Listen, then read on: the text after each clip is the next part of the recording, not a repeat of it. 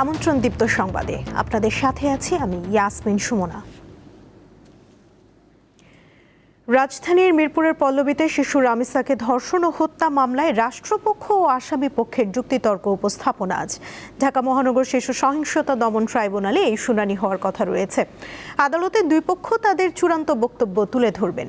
যুক্তিতর্ক শেষে এই মামলার রায় ঘোষণার তারিখ নির্ধারণ করবে বিচারক। এর আগে গতকাল অভিযুক্ত আসামি সোহেল রানা ও তার স্ত্রী আত্মপক্ষ সমর্থন করেন। নিজের দোষ স্বীকার করে আদালতের কাছে ক্ষমা চান সোহেল রানা, তবে দোষ অস্বীকার করেন তার স্ত্রী স্বপ্না খাতুন। এ বিষয়ে জানাতে আদালত প্রাঙ্গণ থেকে যুক্ত আছেন সহকর্মী মাহিদুর রহমান। কথা বলবো তার সঙ্গে। মাহিদুর, আসামি সোহেল রানার স্ত্রীর অসুস্থ হয়ে পড়ার বিষয়ে কি তথ্য রয়েছে আপনার কাছে, আর শুনানি কি শুরু হয়েছে কিনা জানাবেন। জি সুমন, আপনি প্রতিবেদনে যেমনটি বলছিলেন, শুনানি কিন্তু ঠিক 11:15 বেজে শুরু হয়েছে। যদিও পূর্ব নির্ধারিত সময় অনুযায়ী সকাল 11:15 বেজে এই শুনানি আজকের হওয়ার কথা ছিল। তবে এই যে আপনি বললেন যে স্বপ্না খাতুনের অসুস্থতার কথা, তার অসুস্থতার কথা বিবেচনা করে কিন্তু আধা ঘন্টা পরে আজকের এই কোর্টের আনুষ্ঠানিকতা শুরু হয়। আমি যদি অসুস্থতার কথা একটু বলে রাখি, আসলে এটা মেজর কোনো অসুস্থতা ছিল না। আজকে অনেক রৌদ্র পড়েছে, আমরা কথা বলেছি স্বপ্না আক্তারের দায়িত্বে যারা ছিলেন। এই রৌদ্রের কারণে তার একটু মাথা ঝিনঝিন করছিল এবং সে কারণে তাকে মনে হয়েছে যে তাকে নিকটস্থ কোনো হাসপাতালে নিয়ে যাওয়া উচিত, যার কারণে তাকে কোর্ট থেকে হাসপাতালে নিয়ে যাওয়া হয় এবং সেখানে প্রাথমিক একটা চিকিৎসা শেষ করে আবার পুনরায় তাকে এজলাসে নিয়ে আসা হয়। তো এখন কিন্তু তাদের সোহেল এবং স্বপ্না খাতুন দুইজনের উপস্থিতিতেই এখানে কিন্তু কোর্টের আনুষ্ঠানিকতা শুরু হয়েছে। আমি যদি আপনাকে একটু দেখানোর চেষ্টা করি যে ঠিক আমার পেছনেই যে এজলাস কক্ষ রয়েছে নারী ও শিশু নির্যাতন দমন, এই ট্রাইব্যুনালেই কিন্তু এই বিচার কার্যক্রম শুরু হয়েছে। তো বিচার কার্যক্রমের শুরুতেই রাষ্ট্রপক্ষের যিনি আইনজীবী আজিজুর রহমান দুলু, তিনি কিন্তু তার যুক্তি আদালতে তুলে ধরছেন এবং তার যুক্তি শেষ হলে এই যুক্তি খণ্ডন করবেন আসামি পক্ষের আইনজীবী, এবং আসামি পক্ষের আইনজীবীও এরপরে কিন্তু তার যুক্তি তুলে ধরে রাষ্ট্রপক্ষ সেটি খণ্ডন করবেন এবং এই সব কিছু শেষ করেই কিন্তু এই বিচারক এই সব কিছু শুনে তিনি একটু বিবেচনায় এনে কিন্তু আজকেই সম্ভাবনা আছে রায়ের একটি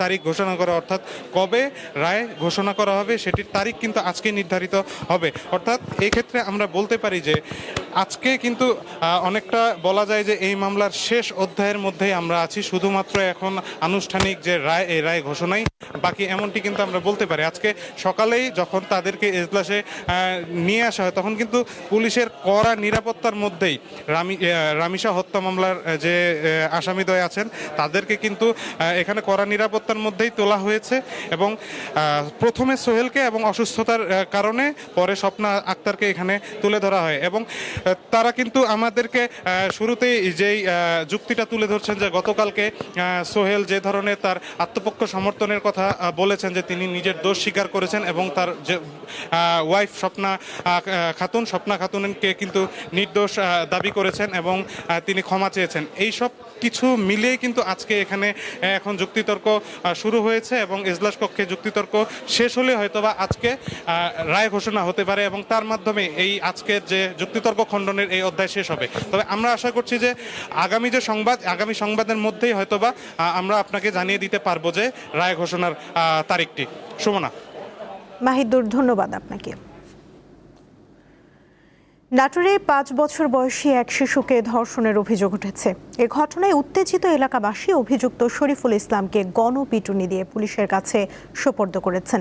পুলিশ ও স্থানীয়রা জানান, গত মঙ্গলবার বিকেলে সদর উপজেলার মদনহাট গ্রামে ওই শিশুকে ফসলের মাঠ থেকে বাড়ি পৌঁছে দেওয়ার কথা বলেন একই গ্রামের শরীফুল। পরে রাস্তার পাশের একটি জমিতে নিয়ে গিয়ে সেখানে শিশুটির ওপর পাশবিক নির্যাতন চালান। ঘটনার পর স্বজনরা প্রথমে শিশুটিকে স্থানীয় একটি ক্লিনিকে ভর্তি করেন। পরে বুধবার রাতে শিশুটিকে ধর্ষণের বিষয়টি এলাকায় জানাজানি হলে স্থানীয়রা অভিযুক্ত শরীফুলকে গণপিটুনি দেন। খবর পেয়ে সদর থানা পুলিশ দ্রুত ঘটনাস্থলে পৌঁছে পরিস্থিতি নিয়ন্ত্রণে আনে এবং অভিযুক্তকে আটক করে।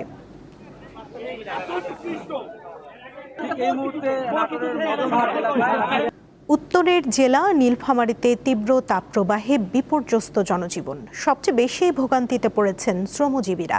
একই সঙ্গে গরমজনিত বিভিন্ন রোগে আক্রান্তের সংখ্যা বাড়ছে।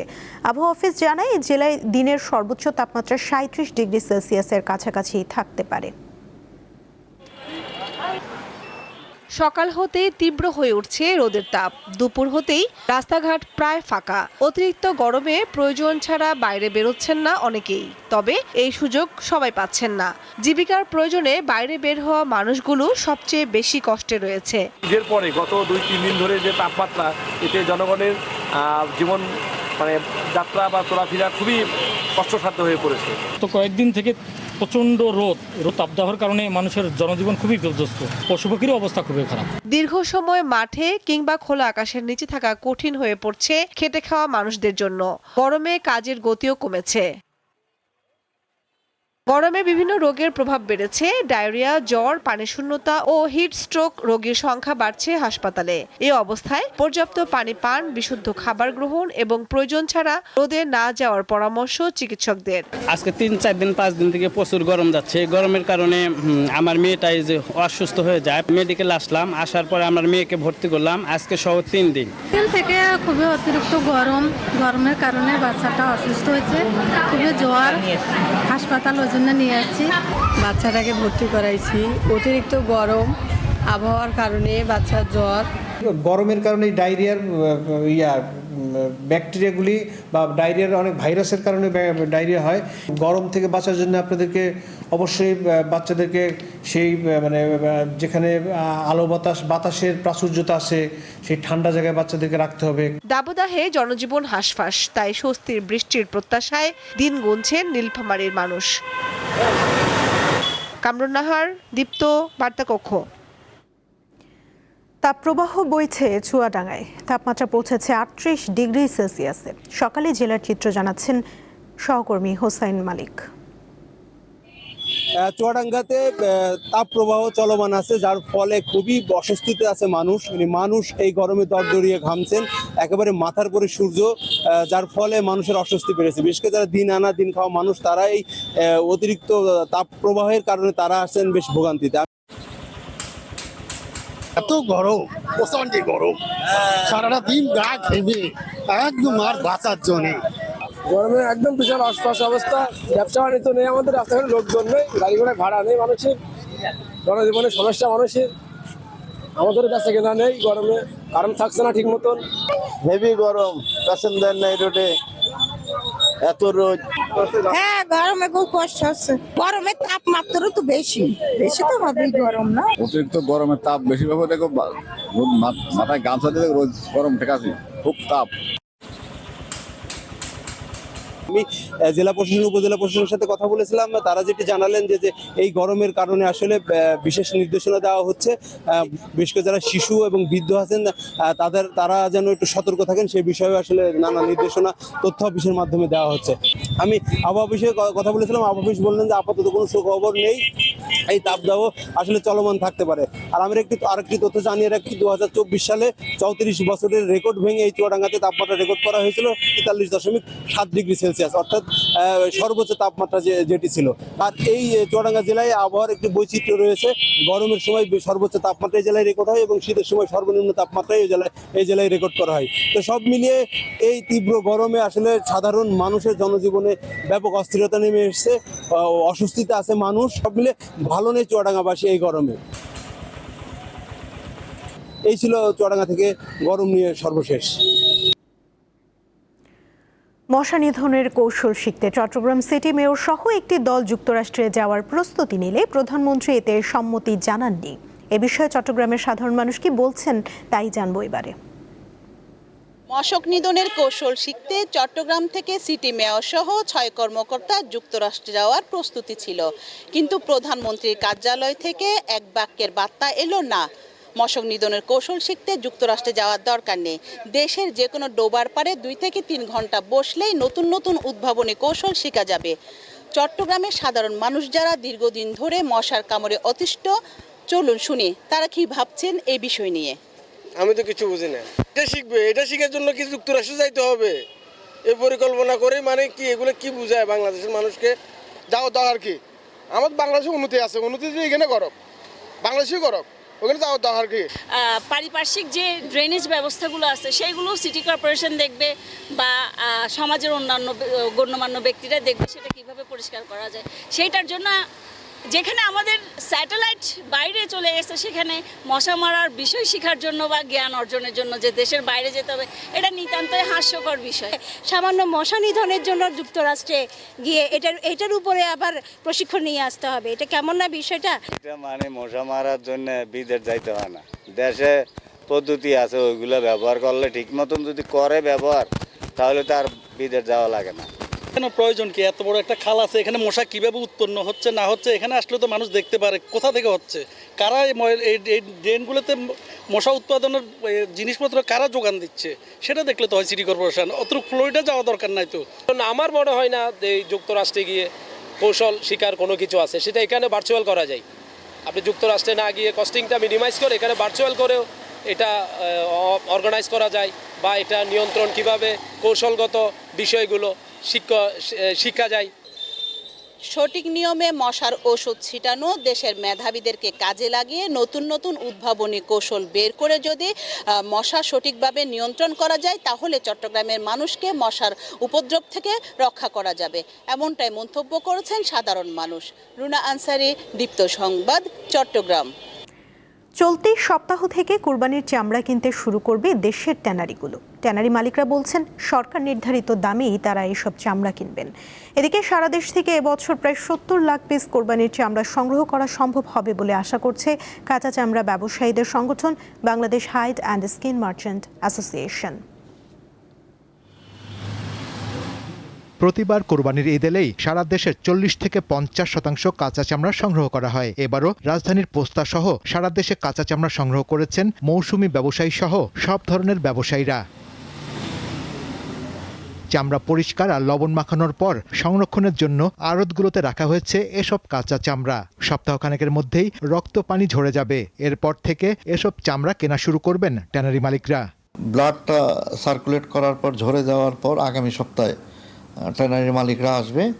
আসার পরে ট্যানারি মালিকরা এটা আড়তদারের সাথে সমঝোতা করে কিনে নিয়ে যাবে তারা। এদিকে ঢাকার ভেতরে গরুর চামড়া ৬২ থেকে ৬৭ টাকা আর ঢাকার বাইরে ৫৭ থেকে ৬২ টাকা দাম বেঁধে দিয়েছে সরকার। এ দামেই চামড়া কিনবেন বলে জানিয়েছেন ট্যানারি মালিকরা। কোয়ালিটি যদি ঠিক থাকে এবং আপনার সেটা কাঙ্ক্ষিত দামটা পাবে, আমরা মনে করি যে এটা ধাপে ধাপে আসবে এবং এটা ২-৩ মাস সময় নিয়ে আপনার কিন্তু এই চামড়াগুলো ট্যানারি শিল্পে ঢুকবে। ঢাকা সহ সারা দেশের আড়ত থেকে একযোগে চামড়া সংগ্রহ করা হবে বলে জানান শিল্প মালিকরা। ঈদের চামড়ার সংগ্রহ প্রক্রিয়াকরণ শেষে আগামী ৬-৭ দিন পর থেকে ট্যানারি মালিকরা কিনতে শুরু করবেন এসব চামড়া।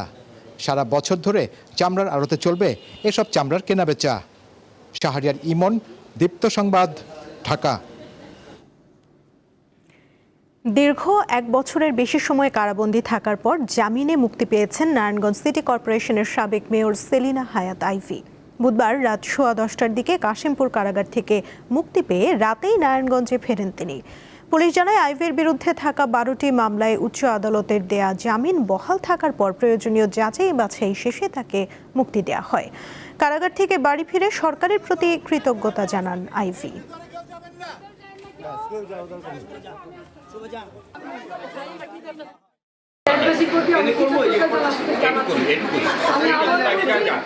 বিচার বিভাগের প্রতি অসম্ভব কৃতজ্ঞতা এবং আমি বর্তমান সরকারের প্রতি আমার ধন্যবাদ জ্ঞাপন করছি এবং আমি চাই যে সকলকে নিয়ে বাংলাদেশ সরকার গঠিত হোক এবং জেলে আমার মতো আরও অনেক মায়েরা আছে তারা নিরপরাধ। আশা করি সরকার তাদের প্রতিও সদয় হবে। সুনামগঞ্জে বেড়েছে পর্যটকদের সমাগম। হাওর আর পাহাড়ের মনোমুগ্ধকর সৌন্দর্য দেখতে দেশের বিভিন্ন প্রান্ত থেকে এখানে ভিড় করছেন পর্যটকরা। প্রকৃতির অপরূপ সৌন্দর্যের জন্য পরিচিত সুনামগঞ্জ। পাহাড় থেকে নেমে আসা স্বচ্ছ পানিতে টইটুম্বুর হয়ে উঠেছে নদী আর হাওর, যা দেখতে প্রতিদিনই ভিড় করছেন দর্শনার্থীরা। শহরে থাকি তো এরকম নেচারের কাছে আসা হয় না, তো এই জন্যই আসা। তো এই চেঞ্জ অফ পেসটা খুব ভালো লাগছে। খুবই সুন্দর লাগতেছে। সুন্দর পাহাড় বেয়ে নদী বয়ে গেছে, নীলাভ জলরাশি দেখে আমাদের খুব ভালো লাগছে। আসলে পরিবেশটা অসাধারণ, খুবই ভালো লাগছে। চারদিকে অনেক সবুজ, প্রত্যেকটা জায়গার অনেক আলাদা আলাদা সৌন্দর্য আছে। খুবই একটা স্বর্গীয় পরিবেশ অনুভূতি আমার মধ্যে কাজ করছে। মনে হচ্ছে পেশাগত কর্মক্লান্তি ভুলে আমি আবার নতুন করে মানসিক শক্তি পাচ্ছি যে আমি ফিরে যেয়ে আরও বেশি উদ্যমী মানুষ হব। এরই মধ্যে জমে উঠতে শুরু করেছে হাউসবোট ব্যবসাও। পর্যটকদের জন্য বাড়ানো হয়েছে বিভিন্ন সুযোগ সুবিধা। এখন হচ্ছে হাওরে আসার সেরা সময়, আর হাওরে হচ্ছে এখন পর্যাপ্ত পানি এসেছে, আর নীলাদ্রির হচ্ছে যে বৃষ্টির পরে যে সৌন্দর্য রূপটা দেখা যায় ওইটা খুব সুন্দর করে ফুটে উঠেছে। পর্যটকদের নিরাপত্তা নিশ্চিতে তৎপর রয়েছে জেলা পুলিশ। বিভিন্ন স্পটে বাড়ানো হয়েছে নজরদারি ও টহল কার্যক্রম। আমাদের সুনামগঞ্জ জেলা পুলিশের পক্ষ থেকে আমরা তাদের নিরাপত্তার জন্য আমাদের পুলিশ সবসময় টহল থাকবে। বিশেষ করে আমরা চেকপোস্ট এবং থানাগুলোতে আমরা তাদের নিরাপত্তা যাতে নির্বিঘ্নে তারা চলাফেরা করতে পারে এজন্য আমাদের পুলিশ নিয়োজিত আছে। স্থানীয়দের আশা, পর্যটকদের এই আগমন জেলার অর্থনীতিতেও ইতিবাচক প্রভাব ফেলবে। সঞ্জিদা স্নিগ্ধা, দীপ্ত, বার্তা কক্ষ। আন্তর্জাতিক প্রসঙ্গ। গাজায় আবারও হামলা চালিয়েছে ইসরায়েলি বাহিনী। গতরাতে বিমান হামলায় 4 শিশুসহ অন্তত 9 জন নিহত হয়েছেন। আল জাজিরা জানায়, গাজা সিটির বিভিন্ন এলাকায় 4টি সমন্বিত বিমান হামলা চালানো হয়। এতে কয়েকটি স্থানে ভয়াবহভাবে আগুন ছড়িয়ে পড়ে।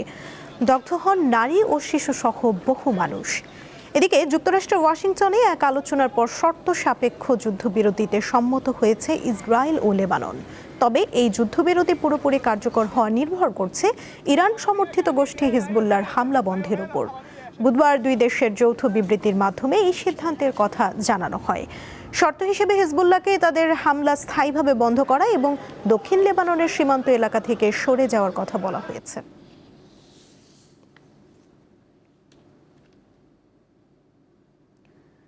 যুক্তরাষ্ট্রের প্রেসিডেন্ট ডোনাল্ড ট্রাম্পের যুদ্ধ ক্ষমতা সীমিত করতে একটি বিল পাশ করেছে দেশটির প্রতিনিধি পরিষদ। এই বিলের মূল লক্ষ্য ইরানের বিরুদ্ধে সামরিক পদক্ষেপ নেওয়া থেকে ট্রাম্পকে বিরত রাখা। স্থানীয় সময় বুধবার 215 এবং 208 ভোটে এই বিল পাশ হয়। ট্রাম্পের নিজ দল রিপাবলিকান পার্টির 4 সদস্য বিরোধী ডেমোক্র্যাটদের সঙ্গে মিলে বিলের পক্ষে ভোট দিয়েছেন।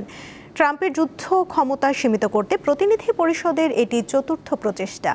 এই প্রস্তাবটির জন্য এখন রিপাবলিকান নিয়ন্ত্রিত মার্কিন সিনেটের অনুমোদন প্রয়োজন।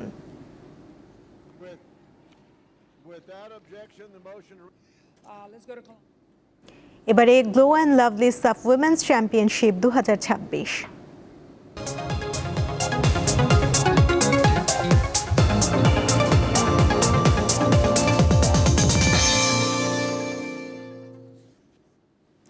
নারী সাফ চ্যাম্পিয়নশিপে টানা 3য় শিরোপার সামনে দাঁড়িয়ে বাংলাদেশ। বুধবার ভারতের গোয়ায় প্রথম সেমিফাইনালে নেপালকে 2-1 গোলে হারায় লাল সবুজের প্রতিনিধিরা।